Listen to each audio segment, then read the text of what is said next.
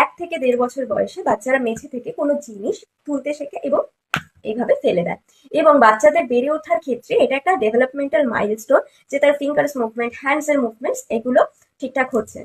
এই সময় আমরা কি করি, কোনো দামি জিনিস বা গুরুত্বপূর্ণ জিনিস ফেলে দিলে সেটা নষ্ট হয়ে গেলে আমরা রিয়াক্ট করি, তারপর চিৎকার করি বা বকাঝকা করি, এটা বোঝাতে চাই যে সে যাতে এটা না করে, সে এটা ভুল করছে। এবং তাতে করে বাচ্চা কি হয়, সে তো সেটা বোঝেই না, সে উল্টে ভাবে যে আমাকে অ্যাটেনশন দেওয়া হচ্ছে। এটা তার কাছে একটা মজার বিষয় হয়ে যায় যে আমি কিছু একটা ফেলে দিবি, আমার উপর তাকানো হবে, আমার উপর চিৎকার করা হবে, সুতরাং সে সেটাকে খেলা হিসেবে নেয় এবং সেটা আরো বারবার করতে থাকে। তাই এই সময় আমাদের কি করতে হবে, শান্ত থাকতে হবে। বাচ্চা যদি কোনো জিনিস ছুঁড়ে ফেলেও দেয় তাতে রাগ না করে, তার উপর চিৎকার না করে নিজেদেরকে শান্ত করতে হবে। আর যদি কোনো ইম্পর্টেন্ট জিনিস যেরকম মোবাইল, ল্যাপটপ এই ধরনের জিনিস যেগুলো ভেঙে গেলে খুব বড়সড় ক্ষতি হয়ে যেতে পারে, সেগুলো বাচ্চার হাতের পাশ থেকে দূরে সরিয়ে রাখতে হবে।